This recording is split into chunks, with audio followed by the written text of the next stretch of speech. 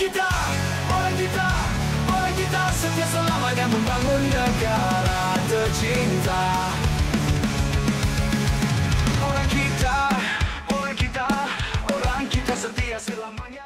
Assalamualaikum, salam sejahtera dan salam Malaysia Madani. Bertemu kembali kita dalam podcast Sembang Orang Kita. Pejam celik dah kita dah sampai ke siri ke-8 ya. Ya, betul Tuan Amira, dan seperti biasa ini adalah platform di mana kami akan salurkan kepada anda perkongsian ilmu, pandangan dan inspirasi serta cerita-cerita menarik untuk kami kongsikan kepada anda dan manfaat kepada kita semua. Masih lagi setia bersama anda, tidak lain dan tidak bukan, saya Azli dan saya Amira, merupakan hos anda pada siri ini dan akan terus bersama anda dalam setiap segmen sehingga penghujung podcast.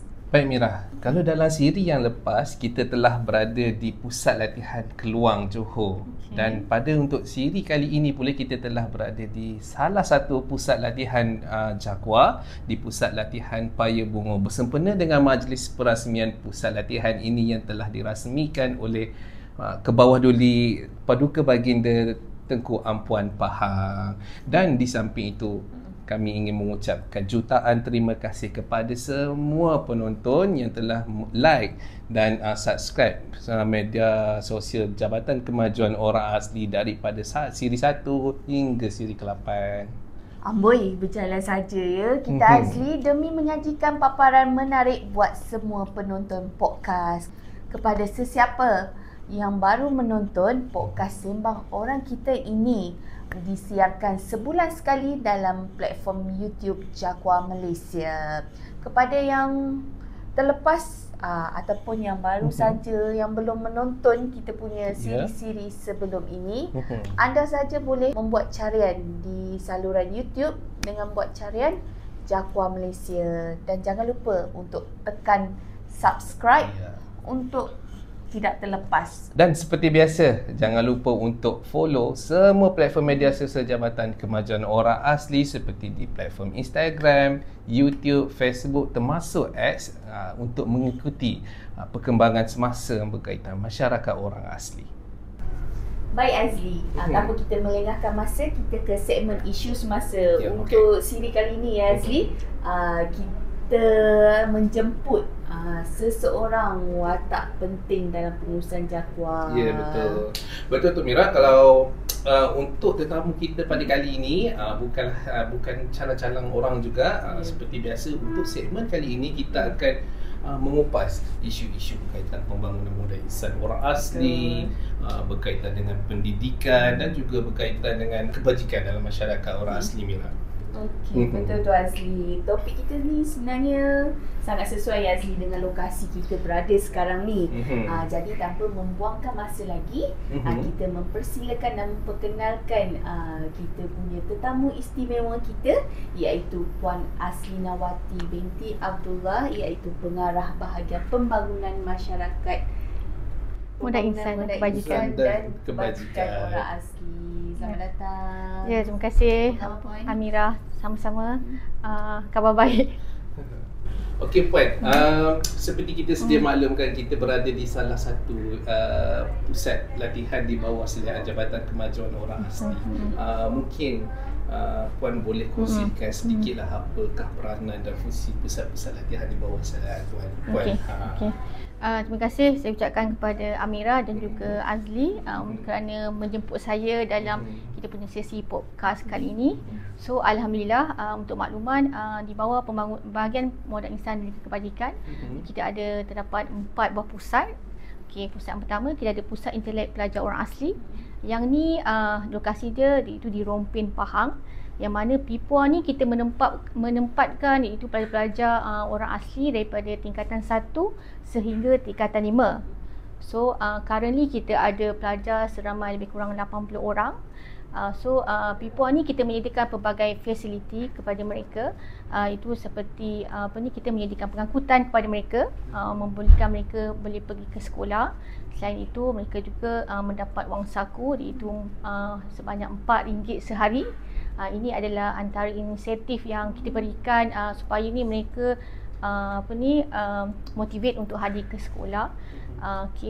So selain itu kita juga adakan kelas-kelas tuition lah pada pelajar kita ni. So kalau kita tengok kan, kalau PIPUA ni dari segi pencapaian dia memang sangat memberangsangkan, sebab dan tidak boleh dinafikan lah, kita punya alumni daripada PIPUA ni memang telah ramai yang berjaya dan menjawab jawatan yang yang profesional lah, seperti kita ada engineer, doktor, lawyer, dan semua tu daripada produk daripada PIPUA sendirilah. Tu yang pertama. So yang kedua, kita ada pusat latihan keluang. So pusat latihan keluang ni di Johor, tapi ni lebih kepada pusat yang kita sediakan untuk memberi kemudahan untuk kita adakan khusus lah, khusus. So yang ketiga, kita ada pusat latihan Damansara Damai. Ini pun sama, sekiranya ada mana-mana jabatan atau agensi yang ingin membuat khusus, so mereka boleh gunakanlah fasiliti yang ada di PLDB ya. So yang terbaru kita itu pusat latihan Payung Bunga. Itu alhamdulillah hari ini kita telah rasmikan secara official itu pembukaan kita punya pusat latihan Jakwa Payung Bunga telah dirasmikan oleh iaitu Kebawah Duli Paduka Baginda Tengku Ampang Pahang. So alhamdulillah semuanya berjalan lancar. So yang terakhir sekali kita ada Putra Asli, Pusat Transformasi Moda Insan di Kuala Terengganu. Right. Banyak Itulah banyak tu Puan. Kita pun kita tahu ya Puan dengan Azli begitu banyak pusat-pusat latihan Jakwa telah dibangunkan untuk memberkasi masyarakat orang asli. Jadi kepada anda semua yang melihat atau menonton podcast yang siri-siri yang lepas, banyak program-program yang Jakwa anjurkan sebenarnya adalah di bawah bahagian pembangunan mula insan. Dan juga Puan boleh terangkan kepada semua. Okey, program-program kita tahu sangat banyak program dekat pusat-pusat latihan.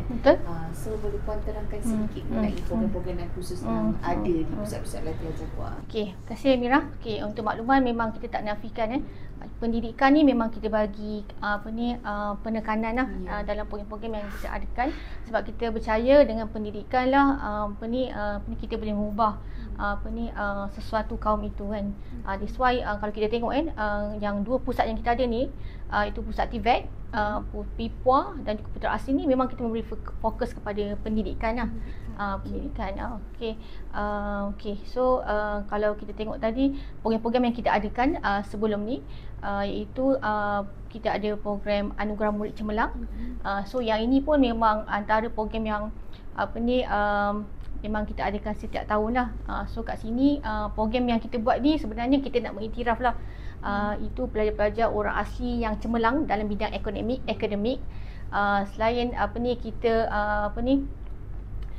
ingin memberikan suntikan ataupun motivasi lah kepada mereka supaya lebih berjaya.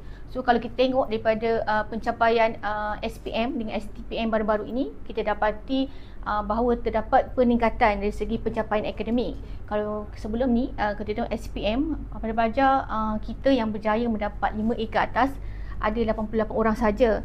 Tapi berdasarkan pencapaian tahun lepas 2024 telah ada peningkatan, iaitu sebanyak 33%, yang mana daripada 88 orang kita telah berjaya menaikkan sehingga 116 orang yang berjaya mendapat 5A ke atas. So saya ingat antara faktor-faktornya adalah insentif-insentif ataupun bantuan-bantuan dan program yang kita adakan lah, sedikit sebanyak telah memberikan impak lah kepada mereka dari segi peningkatan akademik mereka.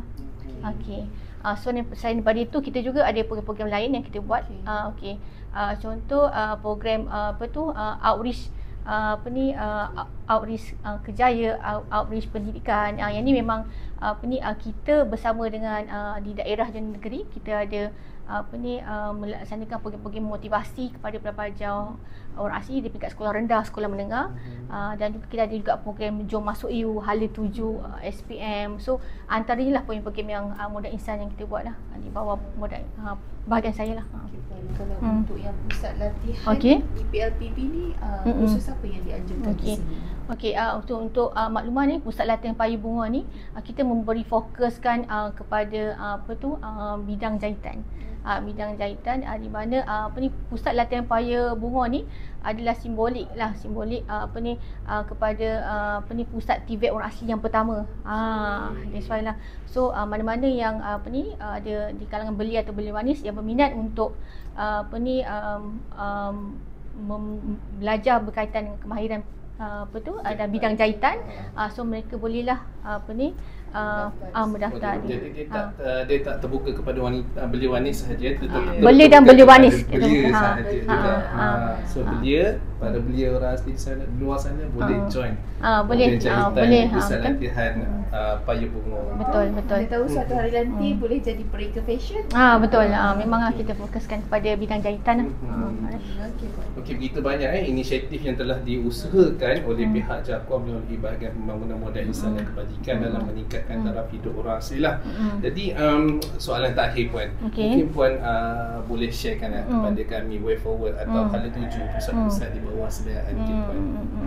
Okey, kalau untuk Pusat Latihan Payung Bunga ni, kita baru je mendapat sebagai pusat bertauliah daripada Jabatan Pembangunan Kemahiran dalam bidang SKM tahap 2 jahitan. So selepas ni kita akan buat untuk SKM tahap 3 dan juga diploma lanjutan lah. Tu way forward kita lah. Dia buat semasa panjang. So kalau untuk yang putra asli ni, insya-Allah sebab yang ni kita menempatkan kepada pelajar orang asli daripada tingkatan 1 sampai tingkatan 5 di daerah. Kita ambil pengambilan kita daripada seluruh negeri. Yang ni kepada siapa-siapa yang berminat untuk memasuki putra asli. So ni kita jangkakan insya-Allah by tahun depan bolehlah memukakan permohonan kepada pihak JAKUA. Memang kita mengalu-alukanlah daripada permohonan daripada masyarakat orang asli di luar sana untuk menghantar anak-anak mereka ke putra asli. Sebab kat situ kita menyediakan banyaklah kemudahan-kemudahan, fasiliti seperti kita ada asrama, so kita ada pusat-pusat kemudahan untuk bersukan, dan kita menyediakan lain-lain insentif lah kepada mereka yang berminat untuk masuk ke putra asli. Okey. Betul. Baik, itu saja penjelasan bermanfaat dan penuh manfaat daripada Puan Aslina kita. Okey, terima kasih Puan atas penerangan tersebut. Okey, sama-sama. Betul Mira, terima kasih Puan di atas kesudian untuk meluangkan masa bagi segmen isu semasa dalam segmen podcast Sembang Orang Kita untuk siri kali ini Puan. Dan kepada semua penonton, kita berehat sebentar dan kita akan kembali semula selepas ini dalam segmen seterusnya. Hai, Mak Ega kepada masyarakat MyHead di luar sana. Anda inginkan maklumat berkaitan orang asli? Atau anda ingin tahu program serta inisiatif daripada pihak JAKUA? Jom ramai-ramai follow akaun media sosial seperti di bawah. Pelbagai pengisian yang menarik dan berinformasi menanti anda. Dan jangan lupa saksikan podcast Sembang Orang Kita di YouTube JAKUA. Orang kita setia selama dan membangun negara tercinta.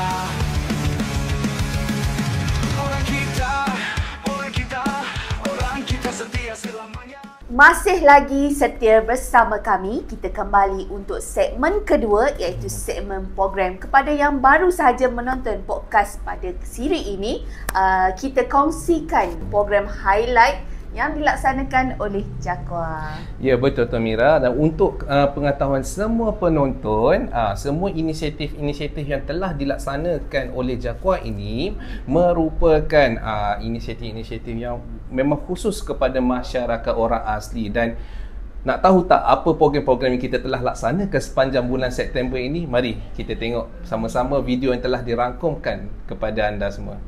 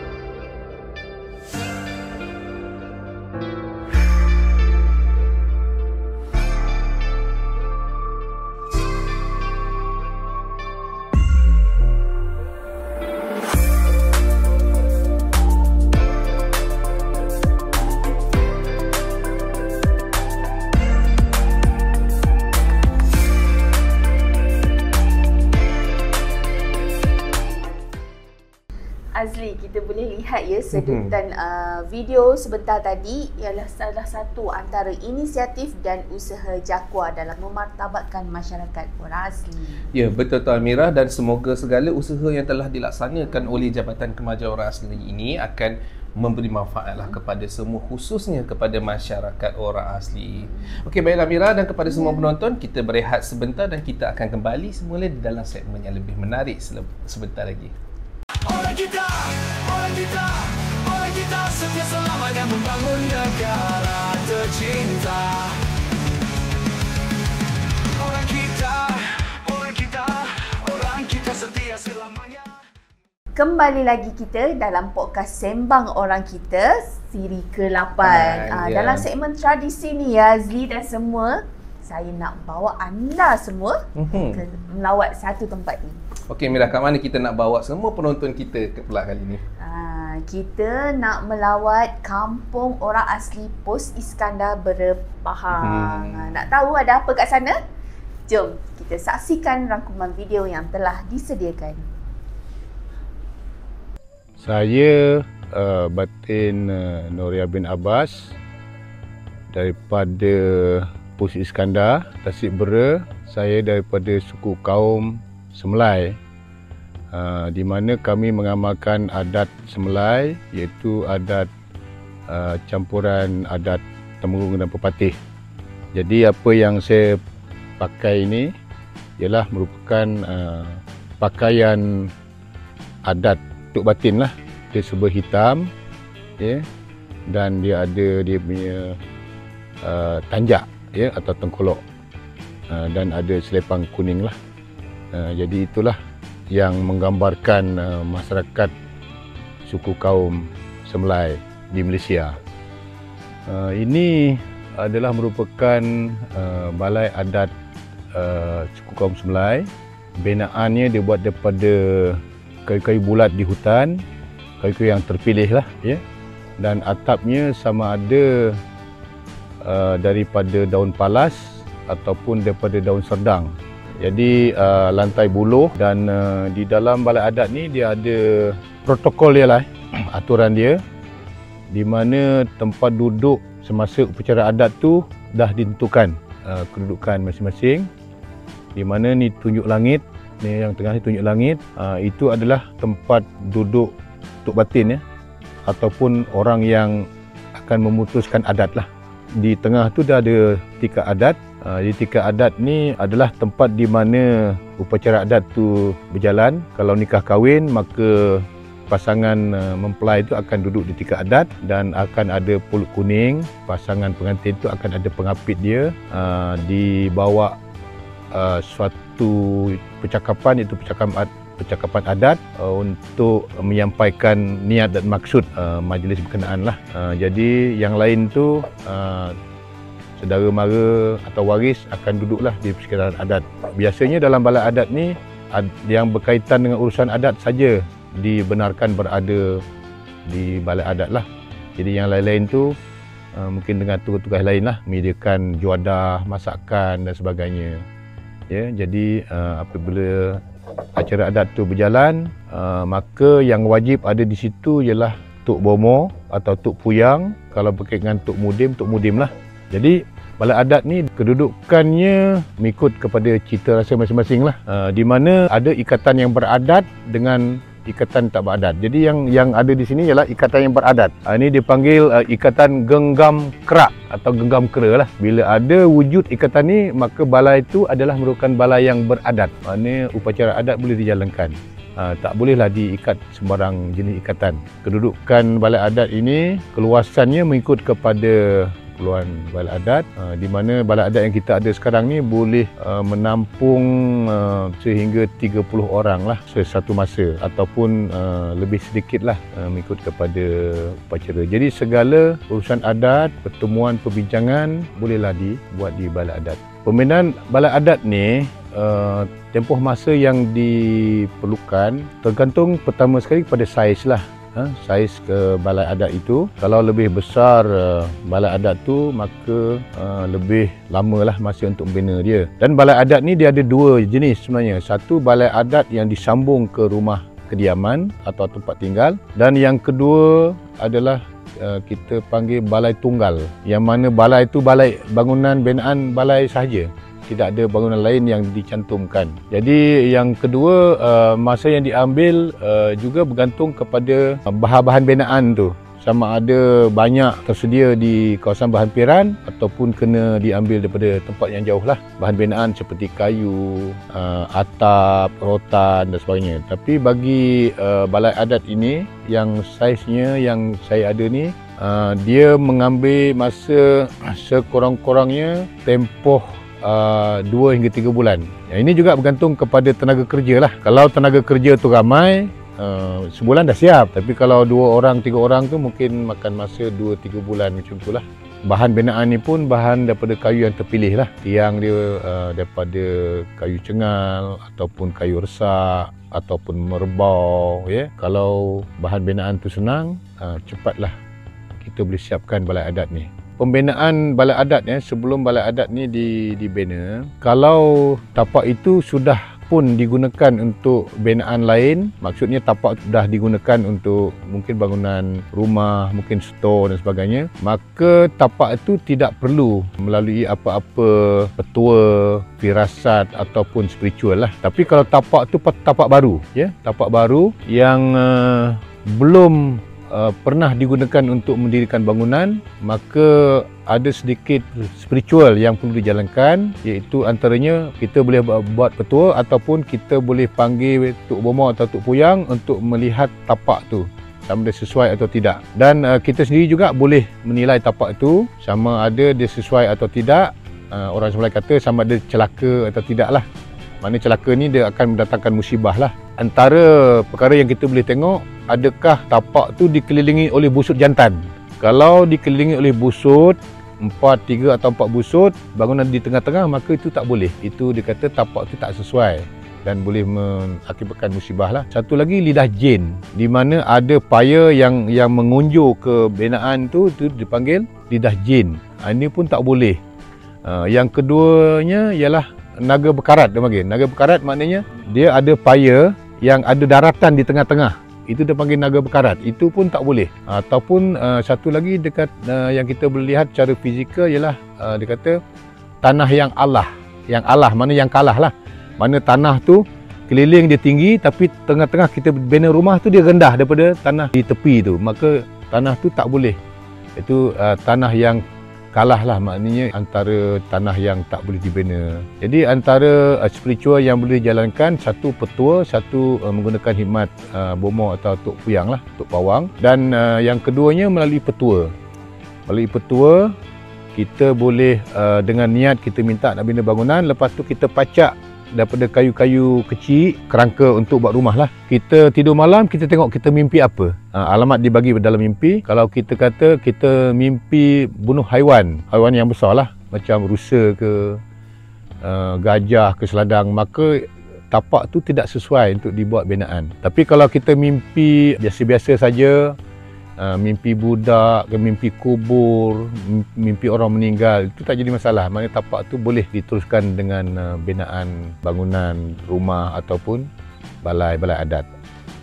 Antara tradisi ataupun acara yang selalunya dibuat di balai adat ni, satu berkenaan dengan hal-hal adat lah, seperti majlis perkahwinan, majlis berkatan, dan juga majlis tepung tawar. Balai adat tu sendiri kalau binaan baru harus ditepung tawar sebelum diduduki.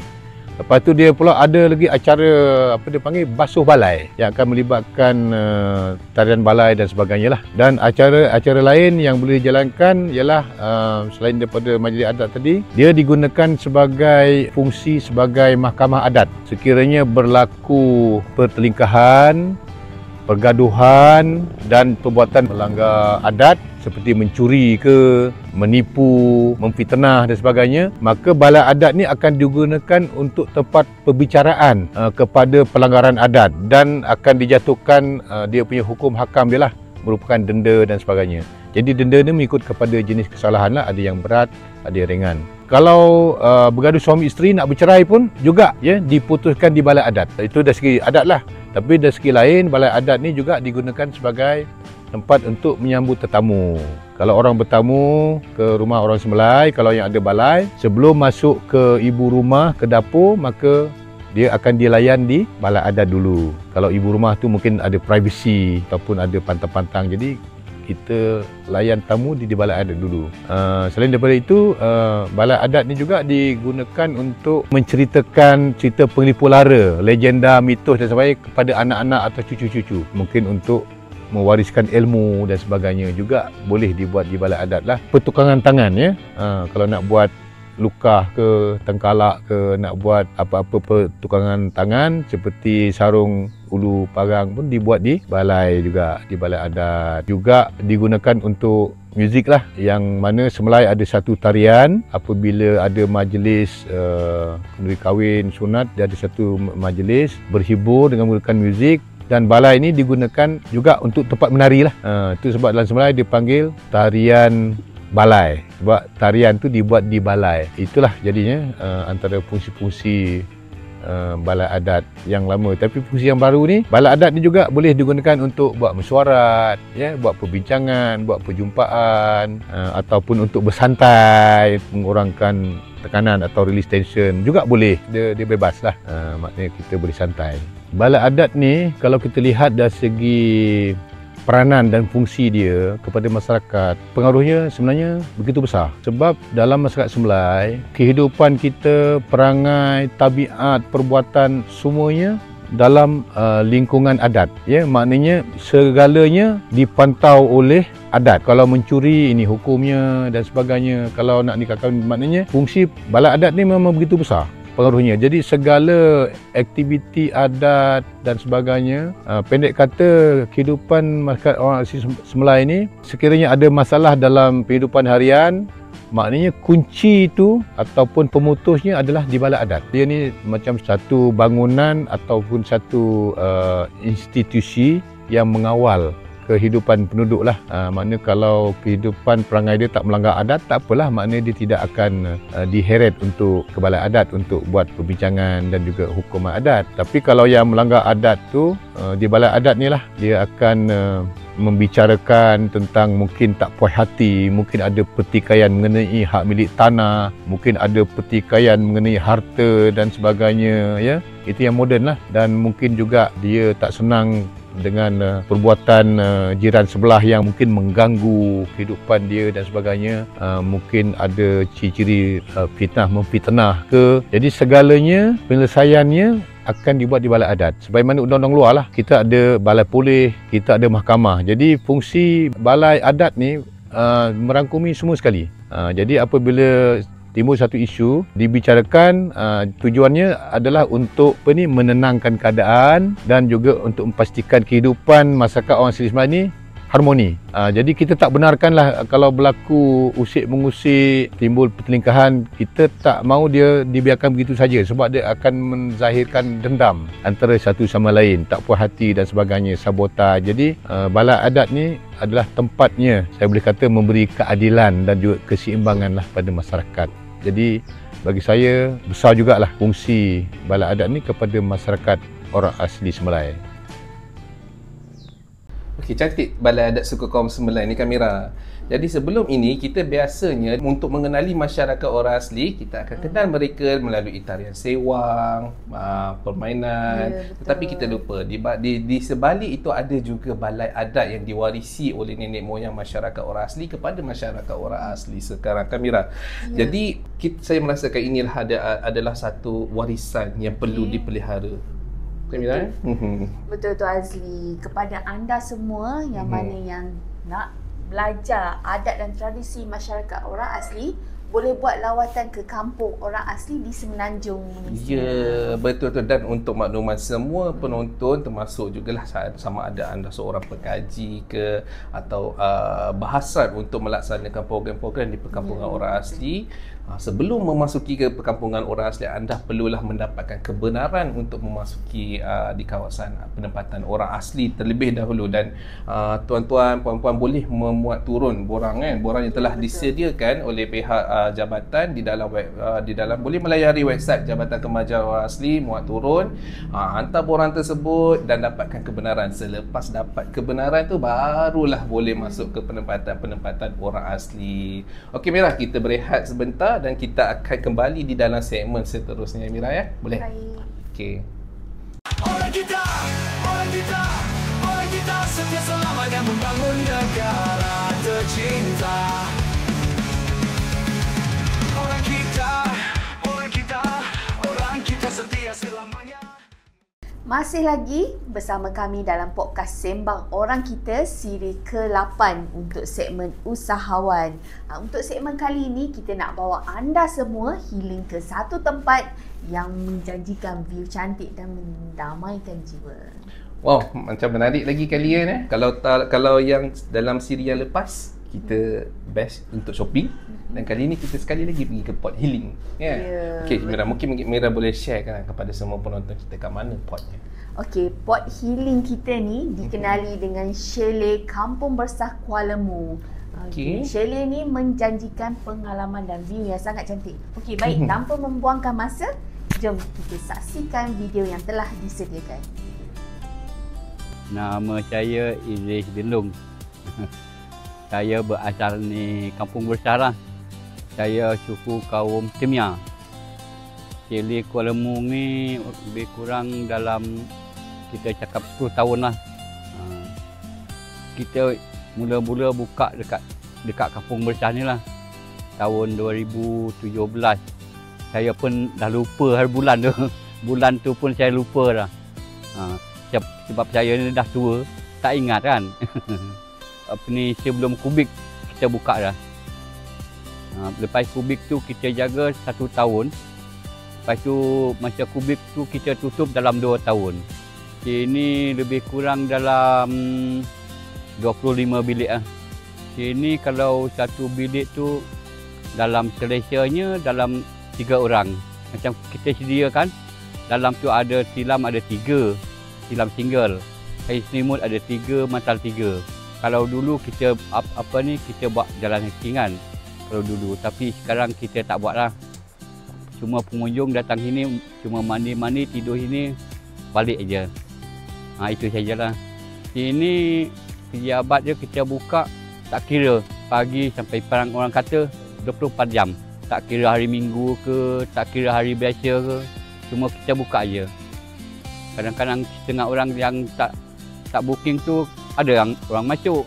Nak booking kena call, kalau tak call tak jawab kena WhatsApp. Kontak dengan dekat kaunter tu ada nombor telefon. Kalau hujung minggu ni kalau nak booking 2 bulan sebelum, saya kalau boleh cok gop ke Anja ke Cina ke Ekbek ke madu masih bersah tu. Kau boleh pun isteri bersadu ada match. Madu.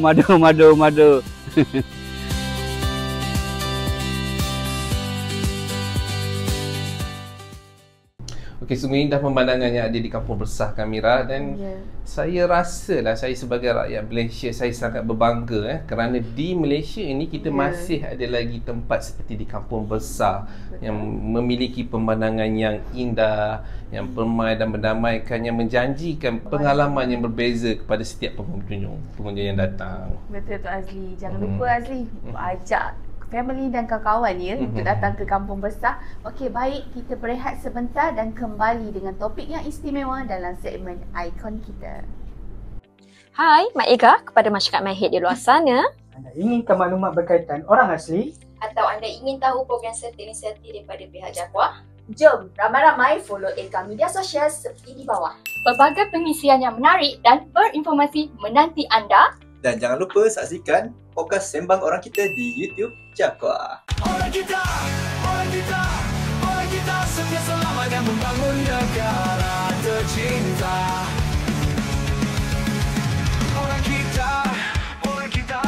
Orang kita setia selamanya.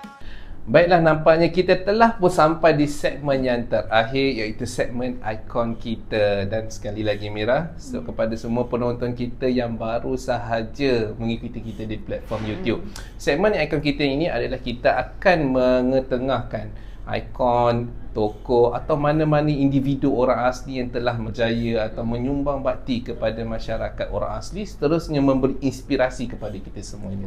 Betul Tok Azli. Untuk makluman semua, ikon kita pada siri ini dan kali ini merupakan seorang legenda dan juga penyanyi terkenal.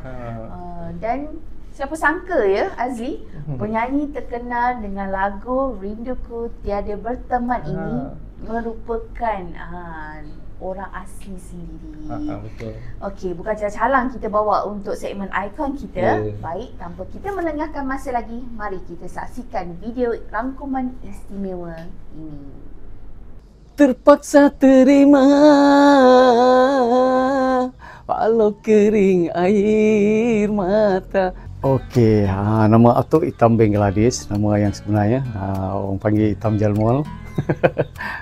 Lepas tu sekarang ni bila dah senja ni orang panggil Atuk lah. Jadi Atuk ni berasal daripada RTS Kemar Great Perak. Atuk mula berhijrah ke Kuala Lumpur sekitar tahun 85 lah. Itu jadi kata orang mencari rezeki lah, mencari kerja. Jadi berhijrah ke Kuala Lumpur, duduk di Ceras Kuala Lumpur, lepas tu berpindah pula ke Gombak. Ke Batu Dabla Gombak. Tu daripada suku kaum Temia. Asal mak bapak dulu dari Kelantan. Lepas tu berhijrah ke Perak, jadilah orang Perak. Itulah isteri Atuk orang Semai, suku kaum Semai. Itulah sedikit sebanyak latar belakang Atuk. Okey, Atuk ceburi dalam bidang nyanyian kata orang kerana minat.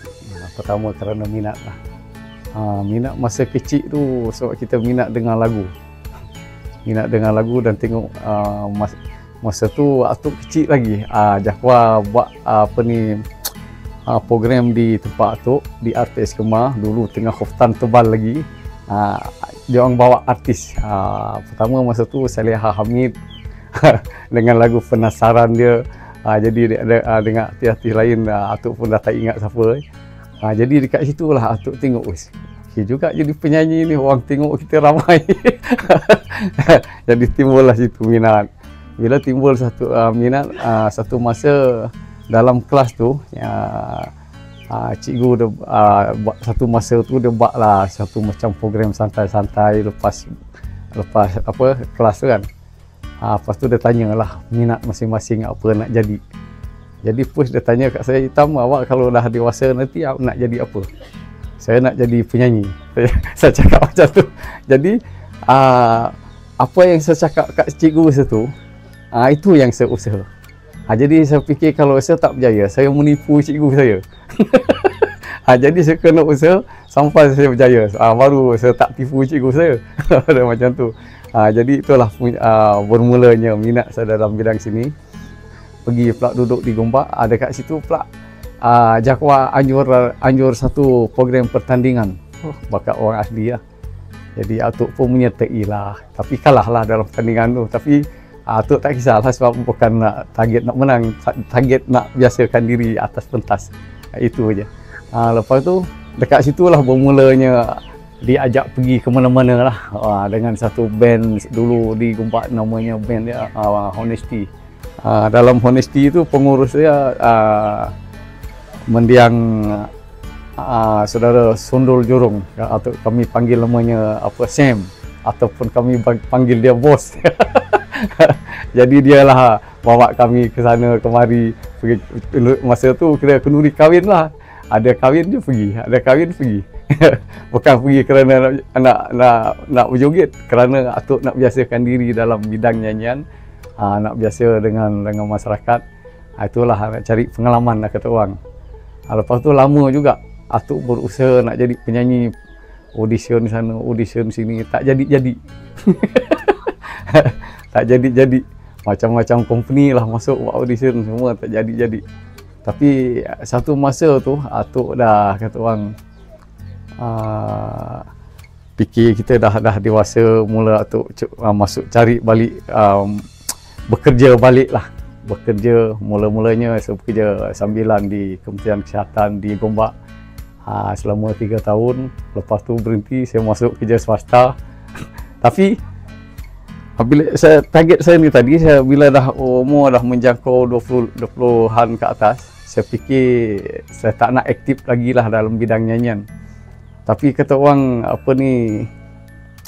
rezeki kita masih ada lagi kat situ. Jadi ada juga RTM, bila RTM ACFM masa tu siaran orang radio, siaran orang asli, Radio 7. Jadi dia buat program. Bila dia buat program, dia undang Pak Cik menyanyi. Jadi nampak target Atuk tadi nak berhenti setakat di situ, ada lagi penyambung dia. Jadi Atuk menyanyi lah. Jadi nyanyi satu masa. ACFM juga, bukan ACFM lah masa tu, Radio 7 juga, dia buat program Hari Raya, menyambut Hari Raya lah. Tapi masa tu yang dia nak penyanyi orang asli lah. Jadi kami pun masuk ramai nak menyanyi, tapi peserta dah ramai. Penerbit cakap, ini dah ramai dah ni, dia kata, malam buat konsep pun dia kata memang tak habis lagi. Jadi apa kata yang orang, yang budak-budak muda yang mana pandai main gitar, boleh kumpul buat satu grup. Jadi dekat situlah mulanya kami pun bincang-bincang. Kami pun panggil rakan-rakan yang kami kenal lah di situ, sama-sama membesar kat situ. Jadi mana yang pandai main gilit, mana pandai main drum, pandai main bass. Jadi kami kumpul. Jadi kami tubuhlah nama satu grup dan mencari nama grup ni. Apa nama grup? Jadi saya dah fikir, saya ni kata orang berasal daripada Ulu Perak atau Ulu Kelantan. Dari celah-celah gunung sana saya keluar ke bandar semata-mata mencari kejayaan, kata orang. Saya letaklah nama kumpulan tu Jelmol. Jadi kawan-kawan tanya, takkan nak letak nama kumpulan tu gunung? Saya cakap, ini kita kena letak macam ni sebab harapan kita, kata orang, tinggi menggunung lah. Satu, keduanya, kita ni datang dari celah-celah gunung nak pergi ke Kuala Lumpur ni. Jadi itulah nama Jelmol yang wujud itulah. Maknanya asal kami itu datang dari celah-celah gunung nak sampai ke Kuala Lumpur. Lepas tu harapan tu tinggi menggunung lah, nak jadi seorang penyanyi lah di masa akan datang. Jadi itulah sejarah penubuhan Jelmol pada mula yang kami buat itulah. Jadi kami pun, kata orang, proses nak rakam ni pun macam-macam dugaan. Dekat situ production dia ada 2 artis. Mana satu dia nak lepas. Masa tu kumpulan Melayunya kumpulan Spoon. Dan anak aslinya Jelmol mana satu. Jadi bincang-bincang, yang bos tu cakap buat Spoon dulu. Sebab kita ni bajet tak ada. Bila kita buat Spoon, harap album Spoon ni jalan, bajet daripada Spoon kita buat Jelmol pula. Jadi tu, jadi kami bila siap album Spoon, kami pun kira berdoa lah harap album Spoon tu meletup. Tapi kata orang, dengan berkat doa kami tu, kira album Spoon pun meletup. Jualan pun cecah 100,000 lebih dalam tempoh 3 bulan. Itu yang kami pula buat album Jelmol pula. Jadi itulah kami buat rakaman masuk studio tu dalam tahun 98 lah. 99 keluar album. Itulah sejarah Jelmol untuk pengetahuan anda semua lah. Okey, harapan Atuk kepada seluruh masyarakat orang asli 18 suku kaum di Malaysia. Yang pertamanya, kita jangan tengok macam saya ni jadi penyanyi, saya menyanyi tiba-tiba je. Dia bermula daripada segi pendidikan. Bermula dari segi pendidikan. Mana kalau kita tidak ada pendidikan, kita nak apa pun tak boleh nak dapat. Itu maksudnya. Maknanya kita kena belajar dulu. Macam adik-adik, kalau nak jadi penyanyi, nak jadi komposer, nak jadi apa, kena bersekolah dulu, belajar dulu. Belajar dulu. Lepas tu kalau kita dah pandai, baru kita plan pula bidang-bidang kita macam tu. Tapi untuk adik-adik yang nak membesar ni lah, yang nak membesar ni, kita kena ada cita-cita. Kalau tanpa cita-cita, kita tidak akan tahu ke mana hala tuju kita. Jadi dari segi peringkat peringkat kata orang, peringkat bangku sekolah ni lah kita kena tanam cita-cita kita. nak jadi lawyer, nak jadi cikgu, nak jadi doktor, nak jadi apa semua, nak jadi penyanyi ke, nak jadi pelakon, semua bermula daripada bangku sekolah. Jadi kita kena belajar rajin-rajin. Jadi bila kita dah pandai, baru kita boleh pergi ke mana saja. Itu dia punya ni. Jadi itulah nasihat Atuk untuk keseluruhan lah. Dan untuk anak-anak muda yang nak menceburkan diri dalam bidang sini, jadi Atuk pun berpesan, kata orang, kita berusaha apa-apa saja yang kita usaha kena ada kesungguhan, kena bersungguh-sungguh. Dan kita berusaha tu, kita jangan harapkan satu imbuhan yang besar. Contohlah macam kita bekerja cukup bulan dapat gaji. Usaha kita ni tidak menjamin macam tu. Usaha kita ni tidak menjamin. Jadi kita kena usaha dulu. Apa yang kita nak buat tu kita kena usaha dulu. Berjaya tak berjaya, kita kena buat.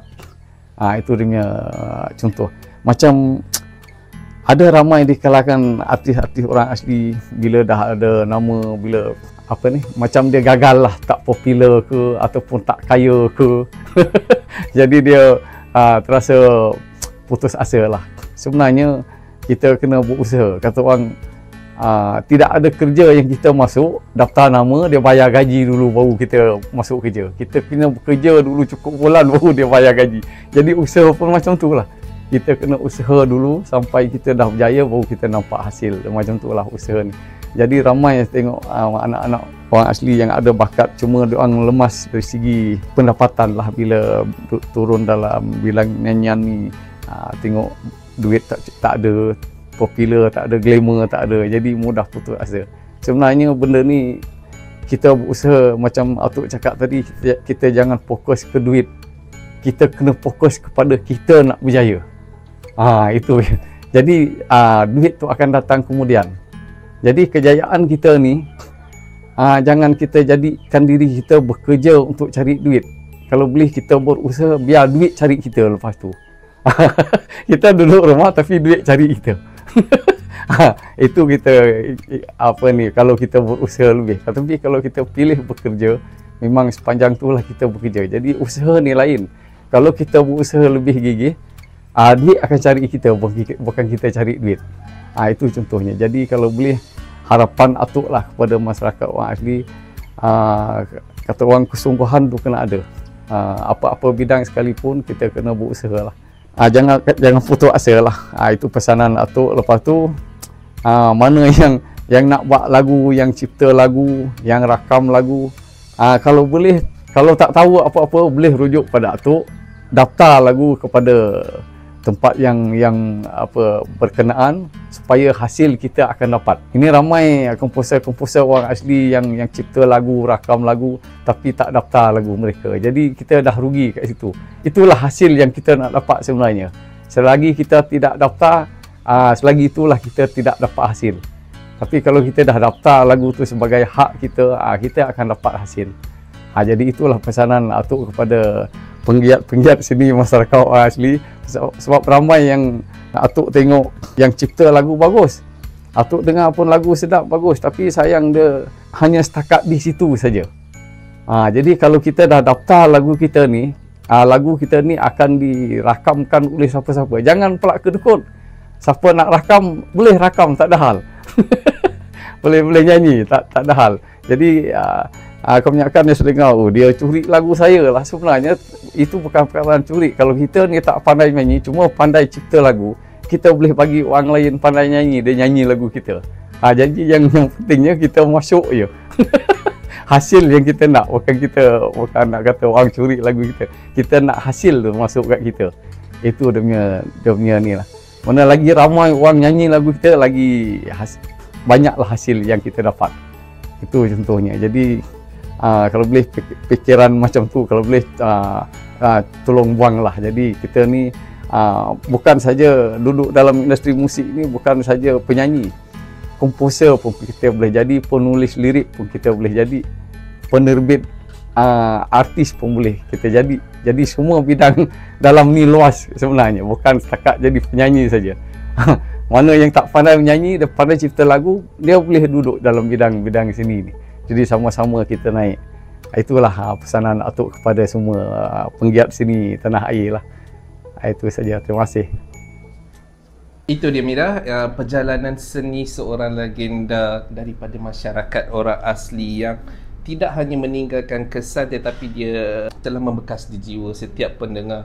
Jadi mungkin perjalanan dia hanya singkat dengan hanya beberapa buah album sahaja Mira, tetapi lagu-lagu yang dialunkan oleh Hitam Jemur ni terus meresap dalam sanubari setiap pendengar yang meminatinya kan. Dan ketika beliau muncul di dalam TikTok ke atau mana-mana platform media sosial, saya rasa suara dia masih sama. Walaupun bertahun-tahun telah berlalu kan, masih lagi merdu. Betul kan Mira? Betul tu Azli. Kalau kita lihat ya Azli, video macam Azli cakap tadi, sekali post di platform TikTok dah boleh capai 50k ya. So nama Hitam Jemur ni Azli, dan untuk makluman semua, dia bukan sekadar sinonim dengan kumpulan jelmol, tapi juga dia sebagai lambang warisan budaya. Ya, betul. Dia punya perjuangan dan keikhlasan dalam seni. Ya, betul. Jadi beliau ni seorang legenda lah yang patut menjadi contoh buat semua. Baiklah, dengan berakhirnya segmen ikon kita itu tadi, bermaksud kita telah sampai di penghujung podcast yang Mira, dan itu sahaja yang kita dapat kongsikan untuk siri kali ini. Dan Jaguar berharap segala apa input yang kami telah kongsikan kepada semua penonton dapat memberi inspirasi dan yang berguna kepada anda semua. Ya, betul tu. Dan terima kasih kepada semua kerana sudi meluangkan masa menonton podcast siri 1 sehingga ke siri 8, dengan harapan kita akan berjumpa lagi dengan untuk siri seterusnya dengan topik-topik yang vote. Baiklah, sebelum berpisah, suka saya ingatkan kepada semua penonton, jangan lupa untuk follow, like, komen dan share semua platform media sosial Jabatan Kemajuan Orang Asli. Ya, betul. Dan akhir kalam, Assalamualaikum dan salam sejahtera. Bye. Orang kita setia selama dan membangun negara tercinta. Orang kita setia selama.